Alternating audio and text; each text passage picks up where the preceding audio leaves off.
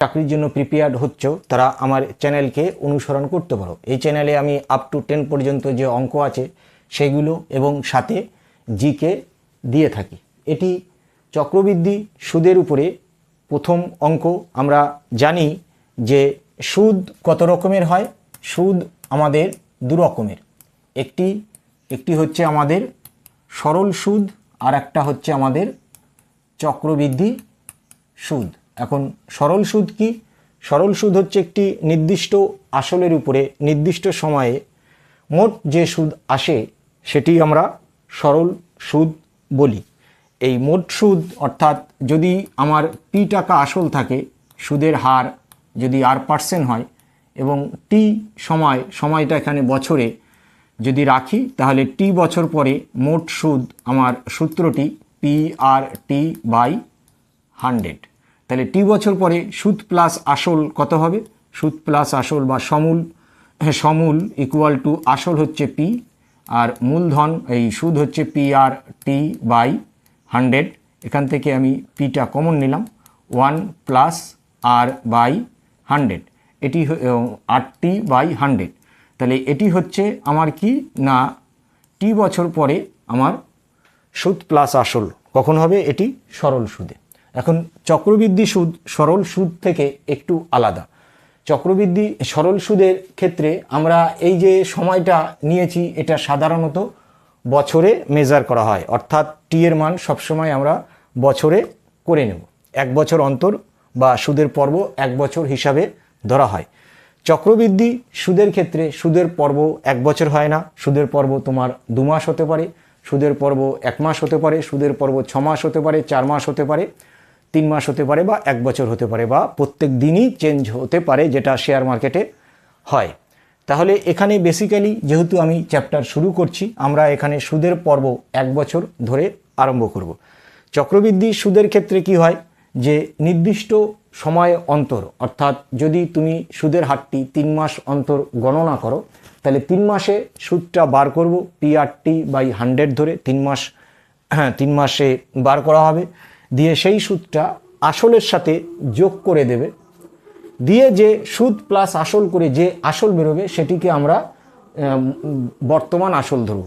Next স্টেজে ওই বর্তমান আসলের উপরে সুদ গণনা করে পরের ধাপে এই অঙ্কটি যাবে। অর্থাৎ যেমন এই অঙ্কটির ক্ষেত্রে আমি পি টাকা সাপোজ R% হারে 1 বছরে রেখেছি, তাহলে প্রথম বছরের সুদ কত হবে? PR/T বা PR/T এর মানে 1, PR1, তার মানে এটি হলো PR/100।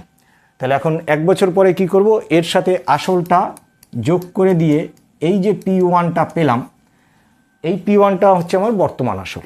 নেক্সট বছর এই P1 এর উপরে আবার সুদ গণনা হবে। তাহলে এসো আমরা এই ফর্মুলাটি প্রুভ করি।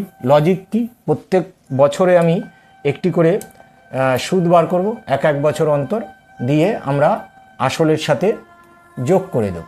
ওকে, তাহলে ধরছি এটা শুরুতে টি ইকুয়াল টু যখন 0 আমি মূলধন পি ধরলাম। তাহলে এখন আর এটি হচ্ছে আমার টি ইকুয়াল টু 1 বছর। যেহেতু আমরা স্টার্টিং করছি তাই আমরা পর্বটাকে 1 বছর করে ধরছি। এটি মনে করো টি ইকুয়াল টু 2 বছর। তাহলে P1 ছিল স্টার্টিং মূলধন, তাহলে এবার এখানে মূলধন P1, তাহলে এখান থেকে এই অংশটুকু কত? 1 বছর। ঠিক আছে, তাহলে পি হচ্ছে তোমার স্টার্টিং, সুদের হার R%, টি এর মান কত? 1 বছর বসালাম, PR/T কত হলো? 100 ইকুয়াল টু PR/100। এটি কি? এটি হচ্ছে আমার সুদ।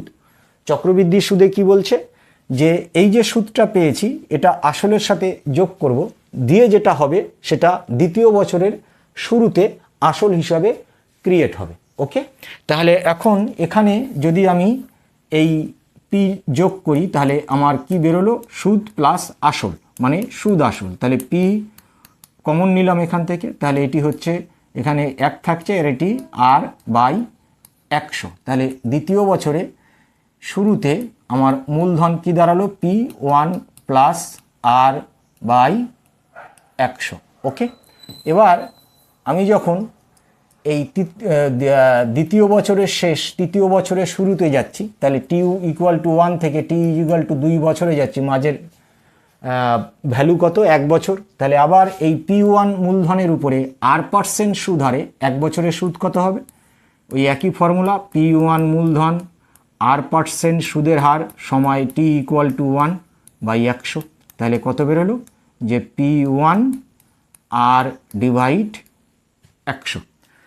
নেক্সট কি বলছে, যে এর সাথে p1টা যদি যোগ করি তাহলে সুদ প্লাস আসল হয়ে আমার বর্তমান আসল p2 দাঁড়াবে। তাহলে এটা তোমার p2 আসল সুদ এর সাথে যোগ হলো।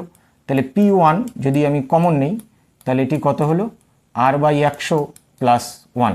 p1 এর ভ্যালু কত, p1 + r/100। তাহলে p1 এর মান যদি আমি এখানে বসাই, p1 এর মান কত, যে p1 + r/100। তাহলে 1 + r/100, 1 + r/100, তার মানে এটি কত হলো, p1 + r/100 তার হোল স্কোয়ার। তাহলে p2 কত বেরোলো, p2 = p1 + r/100 তার হোল স্কোয়ার। ওকে, এবার সাপোজ এটি t=3, এই সেম প্রসেসে এটি p2, এর উপরে 1 বছরের সুদ কত হবে, p2 r/100, এর সাথে p2 যোগ করে দিলে সুদ আসল অর্থাৎ p3 দাঁড়াবে। p2টা আমি এখান থেকে কমন নিলাম, তাহলে 1 + r/100, p2 এর ভ্যালু এটি বসাবো এখানে। তাহলে p3 কত বেরোবে, p3 = 1 + r/100 মাথায় কিউ। তাহলে 3 বছরের জন্য বেরিয়েছে এটি। তাহলে এইভাবে যদি আমরা করতে করতে যাই, আমাদের nতম বছরে যে মূলধনটা দাঁড়াবে সমূল চক্রবৃদ্ধি অর্থাৎ সুদ প্লাস আসল pn = p1 + r/100 পাওয়ার n। এটি হচ্ছে আমাদের সূত্র। তাহলে এবার দেখো, সরল সুদ, চক্রবৃদ্ধি সুদ সর্বদাই সরল সুদ থেকে বেশি হয়। তাহলে যদি এই অংশটায় দিকে আমি তাকাই, ঠিক আছে, এই অংশটার দিকে তাকালে কত হচ্ছে, যে p1 = p গুণ করো p + pr/100। তাহলে এই পিটা কি, এই পিটা হচ্ছে আমার আসল, আর এটি হচ্ছে আমার কত, 1 বছরের সুদ, কারণ সরল সুদ কি, prt/100। এখানে আমরা 1 বছরের জন্য বলছি, তাহলে t এর ভ্যালু 1 হবে, তাহলে pr/100। তাহলে 1 বছর সময় যদি 1 বছর হয়, তাহলে আমরা কি দেখতে পাচ্ছি, আমাদের সরল সুদ আর চক্রবৃদ্ধি সুদ সমান। এবার যদি p2র কথাটা ভাবি, দেখো p2 কত বেরিয়েছে, যে p2 মানে 2 বছরের সমূল চক্রবৃদ্ধি p1 + r/100 তার হোল স্কোয়ার। তাহলে এটাকে a + b এর হোল স্কোয়ার ভাঙলে কত হবে, a² + 2a, এর ভ্যালু কত, 1 × b, b মানে r/100 + r/100 তার হোল স্কোয়ার। ওকে, তাহলে এটি হচ্ছে তোমার p, আর এখানটায় হচ্ছে 2p/r/100, p এর সাথে গুণ, তার মানে p এটা হচ্ছে তোমার r/100 তার হোল স্কোয়ার। এবার দেখো, হ্যাঁ, এখানে যদি আমি বিষয়টি লক্ষ্য করি, কত বেরিয়েছে, এই p কত, এটি হচ্ছে তোমার আসল, আর এটি অর্থাৎ এটি কত লেখা আছে, pr × 2/100, মানে t এর মান 2, তাহলে এটি হচ্ছে আমাদের 2 বছরের সরল সুদ। তাহলে এটি হচ্ছে আমার 2 বছরের সরল সুদ, ঠিক আছে। আর এই যে যেটা বেরিয়ে আছে এটি এর থেকে বেশি, তাহলে যদি 2 বছরের সুদ প্লাস আসল হচ্ছে এটি, আর 2 বছরের চক্রবৃদ্ধি সুদ হচ্ছে এটা, তাহলে যখনই সময় 1 বছরের থেকে বেশি হবে, চক্রবৃদ্ধি সুদ সরল সুদের থেকে সর্বদাই বেশি হবে। তাহলে এই যে পোর্শনটা বেরিয়েছে, যে pr/100 তার হোল স্কোয়ার, এই কোয়ান্টিটিটা এটি হচ্ছে 2 বছরের সরল সুদ, আর চক্রবৃদ্ধি সুদের পার্থক্য। ওকে, তাহলে 2 বছরের জন্য আমাদের P2টা কত বেরিয়েছে, যে P2 equal to P1 plus R/100 তার হোল স্কোয়ার। তার মানে এটি P আর এখানটায় হচ্ছে 2PR/100, এটি PR/100 তার হোল স্কোয়ার। তাহলে এই অংশটি হচ্ছে তোমার 2 বছরের সরল সুদ, এটি আসল। আর এই যে বেরিয়েছে PR/100 তার হোল স্কোয়ার, এটি সরল সুদ আর চক্রবৃদ্ধি সুদের পার্থক্য। এখন প্রশ্ন হচ্ছে, আমরা এই ফর্মুলাটা এইভাবেও করতে পারি, আর যদি টেবিলে করি তাহলে আমাদের আরও সহজ হয়ে যাবে। টেবিলে করার অর্থ, এই যে পোর্শনটা লেখা রয়েছে অর্থাৎ শুধুমাত্র চক্রবৃদ্ধি সুদটা, এটিকে আমরা একটি টেবিলে ফর্মে আনতে চাইছি। ঠিক আছে, তাহলে আমরা n ইকুয়াল টু কত বছরের, 2 বছরের জন্য বার করেছি। তাহলে তুমি প্রথমে একটি এরকম আয়তকার বাক্স করে নেবে, যাতে দুটো ঘর থাকবে। উপর থেকে একটি বাদ দিয়ে এই একটি ঘরকে আবার বাড়িয়ে দেবে, এদিকেও দুটো এদিকেও দুটো। ঠিক আছে, তাহলে কত মূলধন কত, P, সুদের হার কত নিয়েছি, R%। তাহলে P এর R% মানে P এর R% মানে R/100, মানে এটি কত হচ্ছে তোমার, এটি হচ্ছে আমাদের PR/100। তাহলে এখানটায় আমি লিখে দিলাম PR/100। এইখানে যেটা লিখেছি সেটা হুবাহু এই ঘরে কপি করে দেবে। তাহলে এটি হলো আমাদের PR/100। ওকে, তাহলে এবার এখান থেকে আবার R%, কার R%, এই জিনিসটার R%। তাহলে এর R% করব মানে R/100। তাহলে এখানটায় কত হচ্ছে PR²/100²। তাহলে P কমন নাও, তাহলে R/100 তার হোল স্কোয়ার। তাহলে এখানটায় কত বেরোলো, যে PR/100 তার হোল স্কোয়ার। ওকে, তাহলে দেখো এবার এই দুটোকে যোগ করো, যোগ করলে কত হচ্ছে 2PR/100, আর এটি হচ্ছে তোমার PR/100 তার হোল স্কোয়ার। তাহলে এই জিনিসটাকে আমরা টেবিল ফর্মে লিখতে পারলাম। ওকে, এই টেবিলের এই অংশটুকু হচ্ছে তোমার সরল সুদ, এটা প্লাস এটা চক্রবৃদ্ধি সুদ। প্রথমটা বাদ দিয়ে দেবে, যেটি পড়ে থাকবে সেটি চক্রবৃদ্ধি সুদ আর সরল সুদের অন্তর। তাহলে ফর্মুলা এটি মনে রাখবো আমরা, PR/100 তার হোল স্কোয়ার, এটি হচ্ছে 2 বছরের সরল সুদ আর চক্রবৃদ্ধি সুদের অন্তর। ঠিক আছে, তাহলে এবার 3 বছরের জন্য আমাদের P3 কি ফর্মুলা বেরিয়েছে, যে P1 প্লাস R/100 তার হোল কিউ। তাহলে এটাকে ফর্মুলা ভাঙলে এটি 1 আর এটি হবে 3R/100, মানে A+B কিউবের ফর্মুলা ভাঙছি। তাহলে এটি R/100 তার হোল স্কোয়ার, আর এটি হচ্ছে তোমার R/100 তার হোল কিউব।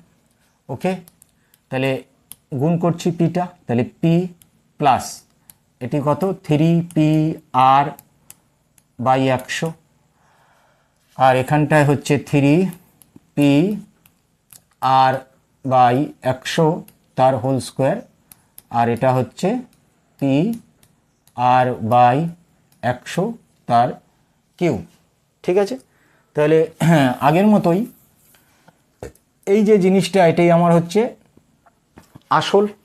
ওকে, আর এই যেটা বেরিয়েছে এই পুরো পোর্শনটা, এটা বাদ দিয়ে এটা এই তিনটের যোগফল হচ্ছে তোমার চক্রবৃদ্ধি সুদ, আর গোটাটা হচ্ছে আমার সমূল চক্রবৃদ্ধি। ওকে, এই যে জিনিসটা বেরিয়ে আছে, কত কি বেরিয়ে আছে, 3PR/100, এটা আমি লিখতে পারি PR × 3/100। তার মানে এটি হচ্ছে তোমার 3 বছরের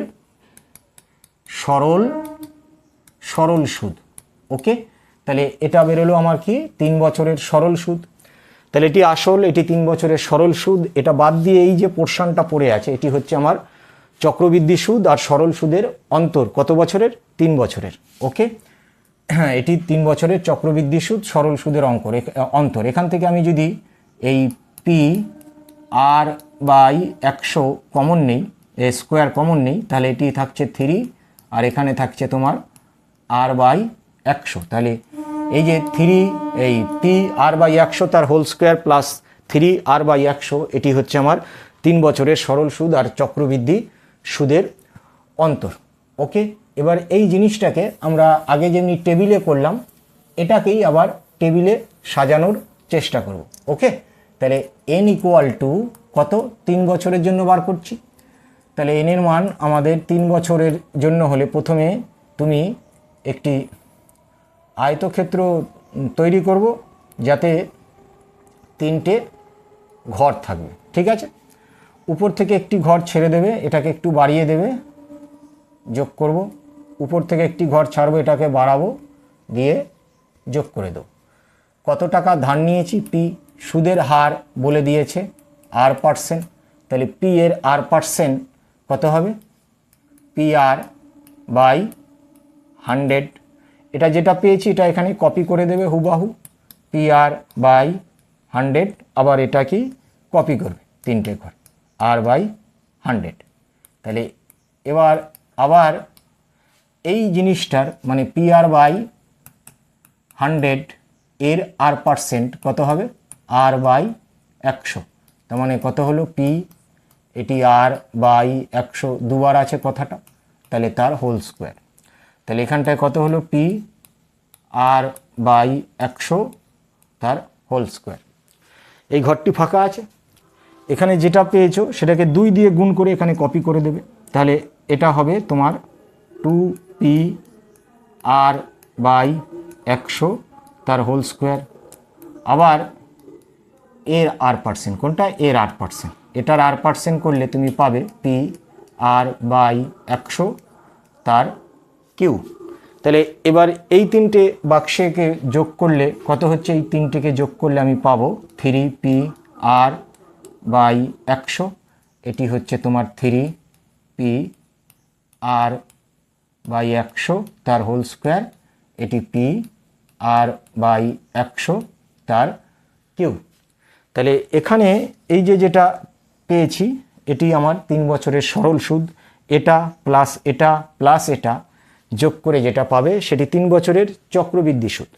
এর সাথে যদি আমি মূলধন অ্যাড করি, যোগ করি, তাহলে আমি পাবো 3 বছরের সমূল চক্রবৃদ্ধি। ওকে, তাহলে এই পর্যায়ে যদি আমরা চলে যাই আমাদের এইভাবে, n বছরের সমূল চক্রবৃদ্ধি কত বেরোবে, PN equal to P1 plus R by 100 power n।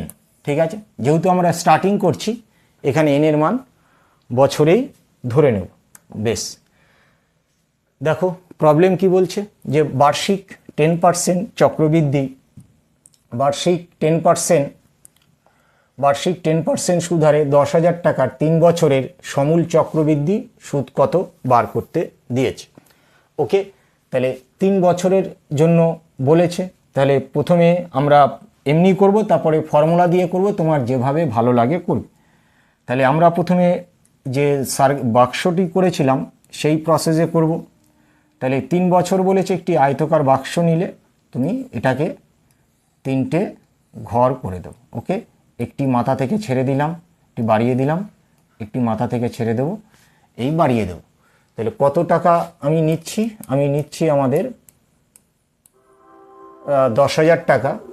এখানে পার্সেন্টেজটা পড়েনি, 10% হবে। তাহলে এর কত, 10%। তাহলে 10,000-এর 10% মানে 10,000, 10% মানে 10/100। তাহলে দুটো জিরো ক্যান্সেল, একটা অ্যাড হবে, তার মানে আমাদের যেটা বেরোলো 1,000 টাকা। তাহলে এখানে যেটা বেরিয়েছে এটা এখানে হুবাহু কপি করবে 1000, এটাতেও কপি পেস্ট করে দিলাম। তারপরে এখান থেকে 10%, তাহলে এই 10% মানে 10/100, তাহলে দুটো জিরো ক্যান্সেল হয়ে একটা অ্যাড হবে, তাহলে এটি হলো আমাদের 100 টাকা। এখানে যা পেয়েছি এটাকে 2 দিয়ে গুণ করব, 100কে 2 দিয়ে গুণ করলে হয় 200, তাহলে এখানে 200 লিখলে। আবার 10%, কিসের, কার 10%, এই 100-এর 10% মানে 10 হবে। তাহলে এই 3টেকে যোগ করলে হচ্ছে তোমার 3000, এটাকে যোগ করলে হচ্ছে তোমার 300, আর এটি 10। তাহলে এবার এসো, তাহলে সমূল চক্রবৃদ্ধি কত হবে? তাহলে চক্রবৃদ্ধি সুদ কত? 3,310 টাকা। আমাকে চেয়েছে সমূল চক্রবৃদ্ধি, মানে এর সাথে 10,000 যোগ করব। তাহলে 3,310 টাকার সাথে 10,000 যোগ করলে 13,310 টাকা, এটি উত্তর হবে। তারপরে বলছে চক্রবৃদ্ধি সুদ কত? চক্রবৃদ্ধি সুদ এটার যোগফল, ঠিক আছে, মানে 3,310 টাকা চক্রবৃদ্ধি সুদ। তারপর বলছে চক্রবৃদ্ধি ও সরল সুদের অন্তর কত? তাহলে চক্রবৃদ্ধি সুদ 3 বছরের কত, এই সরল সুদ কত 3 বছরের, এই অংশটা সরল সুদ, এটিকে বাদ দেবে, বাকি দুটোর যোগফল হচ্ছে চক্রবৃদ্ধি সুদ আর সরল সুদের অন্তর। তাহলে কত হবে? 300 প্লাস 10 টাকা, মানে 310 টাকা। ওকে, আর শুধু চক্রবৃদ্ধি সুদ হচ্ছে এই তিনটের যোগফল, এই কলামটার যোগফল আমাদের সরল সুদ। ওকে, তাহলে নেক্সট প্রবলেম কি বলছে যে 10% চক্রবৃদ্ধি সুদে কত বছরে 3 লাখ টাকার সমূল চক্রবৃদ্ধি 3,99,300 টাকা হবে, এটি আমায় বার করতে দিয়েছে। তো কত বছরে হবে এটি বার করতে দিয়েছে। ওকে, তাহলে আমরা ধরে নিচ্ছি যে আমাদের n বছরে হবে, n বছরে এটি সংগঠিত হবে। ওকে, n এর মান কত বার করব? তাহলে প্রথমে কি দেখেছি আমি আগে টেবিল মেথডে করব, তারপরে এমনি ফর্মুলা লাগিয়ে করব। তাহলে প্রথমে কি বলেছি যে যদি সময় 1 বছর হয় তাহলে চক্রবৃদ্ধি সুদ আর সরল সুদ দুটোই সমান, তাহলে 1 বছরের প্রশ্ন ওঠে না, তাহলে চক্রবৃদ্ধি সুদের প্রশ্নই হবে না।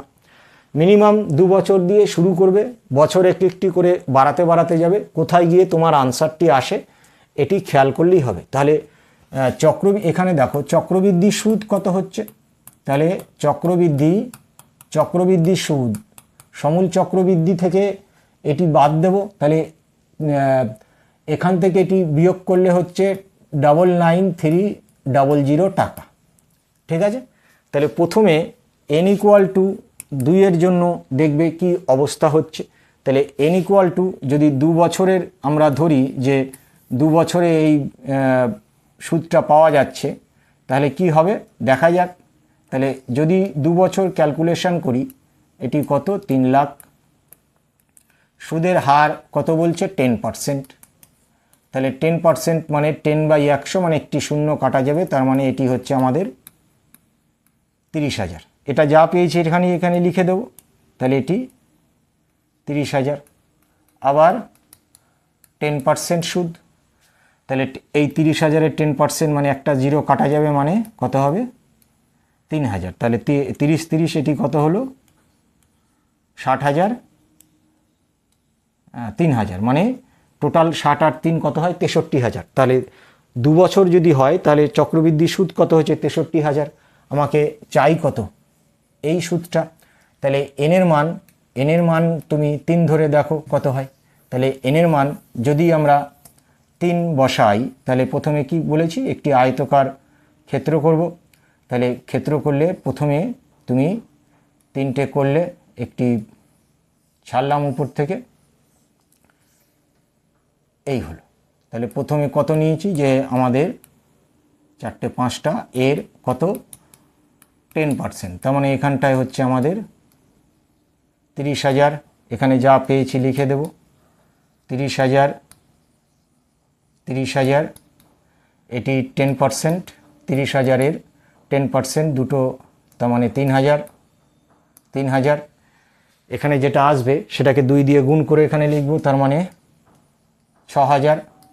আবার এখানের 10%, 3,000-এর 10% মানে 300 টাকা। তাহলে এই 3টে যোগ করলে হচ্ছে তোমার 90,000, এটি 9,000, এটি 300। দেখো তাহলে 99,300 হয়ে যাচ্ছে যোগ করলে এটি। তাহলে কত বছরে এটি হবে?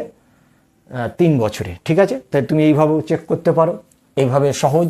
এবার যদি আমি ফর্মুলায় যাই, ফর্মুলায় গেলে 3 বছর, এখানে p = কত বলেছে? 4টে 5টা, এটি। আচ্ছা, সমূল চক্রবৃদ্ধি a = 3,99,300, এটি বলে দিয়েছে। সুদের হার কত বলেছে? সুদের হার r = 10%, আর n সমান ?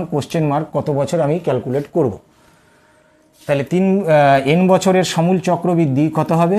a ইকুয়াল টু কত? p এর মান হচ্ছে এটা, তার মানে 1 প্লাস r বাই 100, r এর মান 10 বাই 100 পাওয়ার n, n এর মান ক্যালকুলেট হবে, ইকুয়াল টু কত হবে?